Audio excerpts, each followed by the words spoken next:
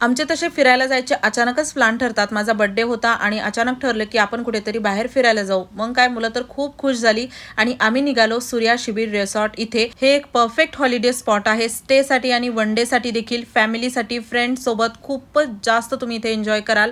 आणि विशेष म्हणजे उन्हाळ्यामध्ये खास करून कुठे जायचं म्हणलं की उन्हामुळे खूप विचार करावा लागतो, पण इथे येण्या अगोदर तुम्हाला क्षणभरही विचार करण्याची गरज नाही, कारण की इथे तुम्हाला आल्यानंतर उन्हाळा जाणवणारच नाही, अगदी निसर्गाच्या हिरव्यागार कुशीत बसल्यासारखं जाणवेल।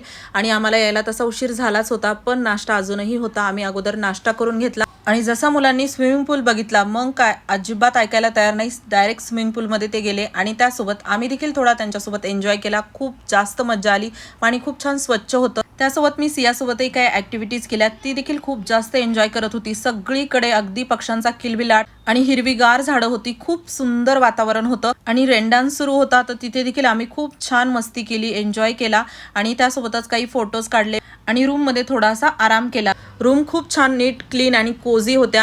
इथे एकापेक्षा एक असे सुंदर पॉइंट होते जे तुम्ही बघून अगदी याच्या प्रेमातच पडाल।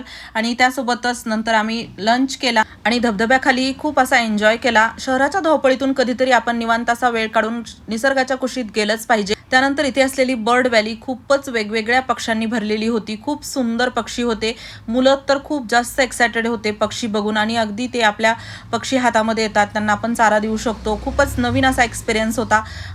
सिया तर पक्ष्यांना बघून भांबावून गेली होती, खूप जास्त खुश होती आणि आम्ही देखील खूप जास्त एन्जॉय करत होतो। प्रत्येक क्षण येथील एक स्पेशल होता आणि अशा प्रकारे आमची वन डे पिकनिक झाली आणि माझा बर्थडेही सेलिब्रेट आम्ही केला। चला तर मग परत भेटूया अशाच एका नव्या ब्लॉग सोबत।